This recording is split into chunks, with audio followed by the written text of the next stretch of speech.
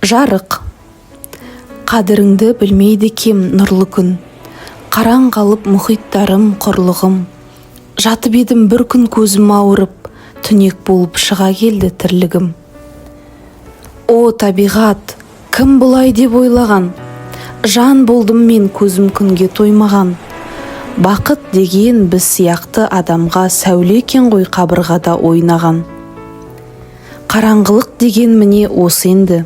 Көре алмайсың қолыңдағы кесеңді. Нұрмен бірге ғайып болды дүние, нұрмен бірге шәһид болды әсемдік. Ақ сәулесіз алау гүлдер өсер ме? Неге керек сәулесі жоқ бас ерге?